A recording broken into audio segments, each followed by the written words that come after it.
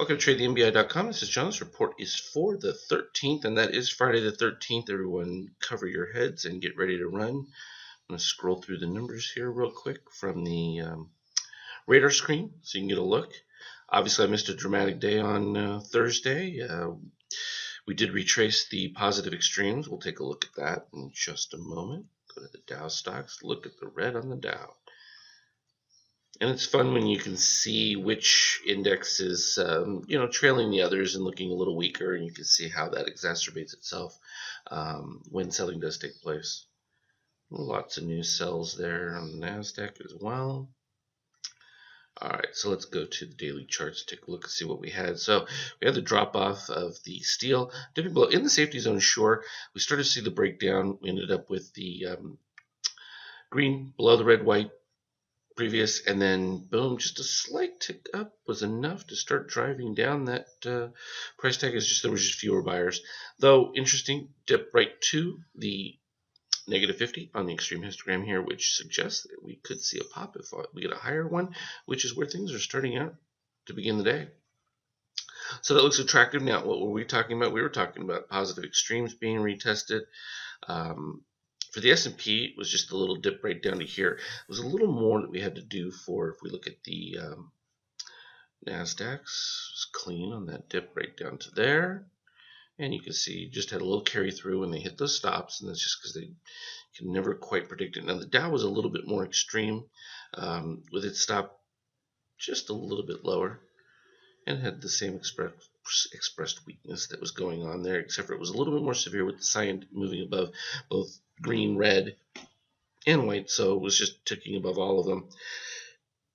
We'll produce a new buy signal, though, on the turnaround pivot, so we'll be looking for that to take place. What we should look at, though, while we have an opportunity, is MBI Opus Daily puts in a new buy for the Iron Hawk. Now, again, the daily is going to be looking for the ATR times 1.23. We can look and see what the ATR right here, average true range 11.57. So reasonable target to the upside. And it's not worried about what the gyrations are in between that move. It's just going to be looking for that ultimate number. We can see that we might see a little bit more down because we're not getting quite the turn yet.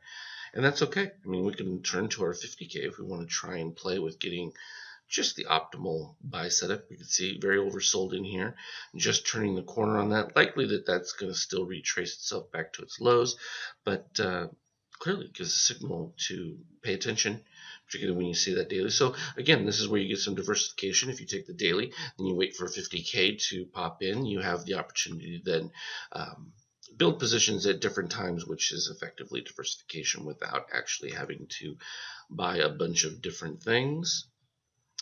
So it's always good to see. We'll take a look at the intraday before we move on to individual stuff.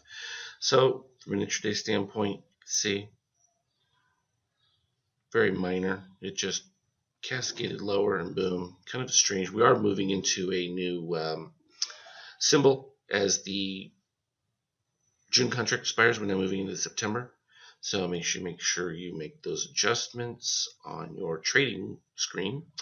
It caused well, we also saw that there was news, which certainly caught some people off guard with the Iraq situation decaying very rapidly. Means that oil, potentially very difficult situation, flight to safety, people jumping back into bonds. We know this isn't likely to hold because that deep red likely to turn around. It will be interesting to see if we get the cross of the green above the sign right here. That will give us an indication. Held kind of flat. We're right at the new zone, so it was a pretty decent dip from below the negative 13 to just fraction above that 13.5 right here at negative 13.15 instead of 0.5. So subtle enough to give, well, and also yellow candle. So we could see a little bit more of an extension from that, but you have to be very cautious until you get the clear signal of green well above that cyan from a protection standpoint, and you're going to want to see that separation of red. But with that dip below the red line with the extreme, you're going to have to expect a crossover. You can see what that did to oil. We had already seen that there was significant movement in oil, so that was interesting. This was known back over here that there was going to be some activity, pushed up to new highs, and then exploded on the breakout of the news. So Not too shocking that it potentially has downward pressure on the market rather than upside, and a flight to safety a little bit from gold. Still, the problems with gold we can see is just now getting to that crossover point. Like I said, it was buy signal was clear from there, but you had to be cautious because at any point that was going to fade off there. Nothing's changed other than the climate of fear, and that definitely always has an impact on gold. It was weird too because I was looking at, and see if we can plop it up, VIX. Maybe I'll put it on the Skype chat or even the Twitter feed, because it started to show some activity a few days ago to the upside. So we can see some of the ones that we could see didn't break over and cross in, like the green moving above the cyan here on the DOC would have been more of the buy, and when it came up it was like it's not there, and you're just kind of flat, and there you go, you suffer. Now, is that more attractive? I think so, because you're still in a rise, but you got to see that green cross. If it doesn't, it's just going to make tiny pops and fade. You're likely looking at just a channel setup at this point. Or if it dips, you take an opportunity to buy into the dips and then look for your little pops. This one, again, we just keep drawing our rectangle across here. There's been no buy signal at all from CLF on that setup anywhere. Nothing to be had. AIG had seen some weakness from the peak move. Not a surprise, like we talked about, when it gives the new green cross above red would be the new buy signal to jump back in there. All we were looking for was a retrace of the dip below the red line right there, and we achieved that. So perfect. No objections to it at all. Interesting rise from the WLT setup there, and like we talked about, it was the first time we'd seen the steel dip below, and so that was an attractive setup as you're looking for a beginning turnaround. It hasn't produced much, but now you've moved back to that same separation. So short-lived, that's what happens.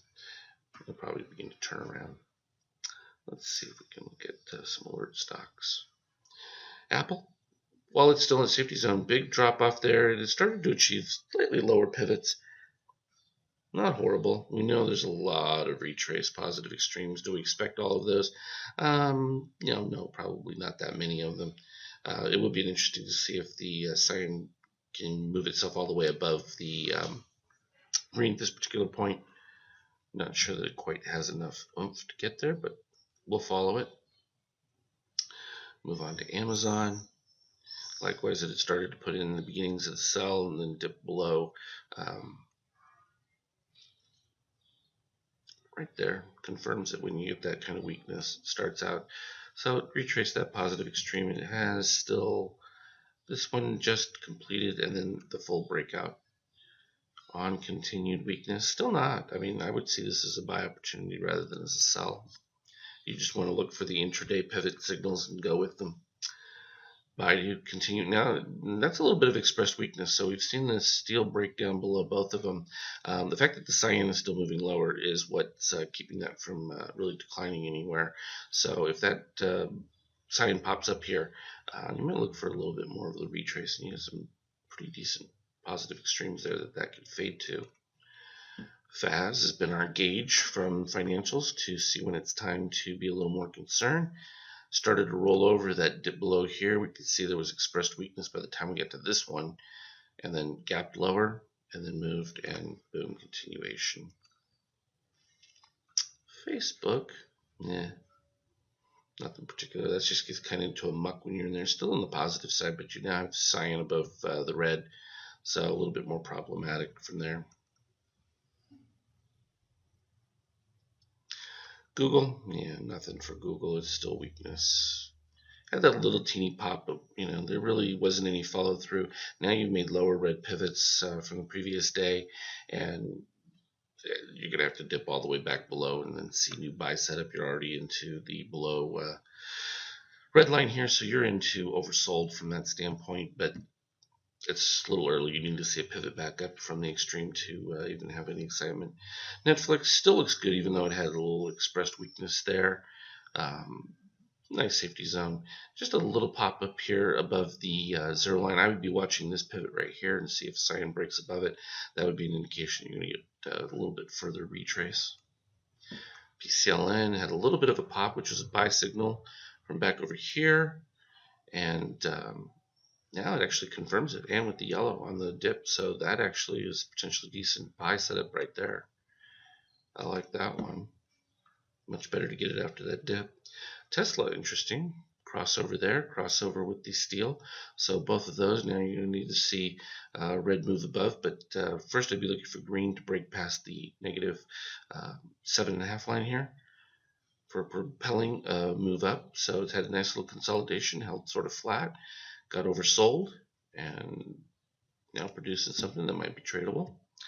And Twitter, it's held up with the fact that we had the red moving into the new zone, still into that new zone, and still with the bycross of the green above. It's kind of an iffy. Really, I would stick with the direction of the green, but keep raising those stops, and I would be using probably the yellow ABM to keep tight on that because it's just not as healthy yet until we did break above this previous peak in this one as well. So still leans more from my view to the long side. Very healthy on your extreme histogram, so you just need to see that green cross above, and then you've got a little more cushion. You can soften up on being too tight with the stops. There you have your broader view. We also see our daily buy signals, so that would be the one from at least, let me put it back up there so you can see it for the hawk and where it entered, 23.25, so pretty healthy. As always, look for me on the private Twitter feed, StockTwits. Thank you for all the birthday wishes for Amy. She appreciated it all, and we will talk again beginning of the week.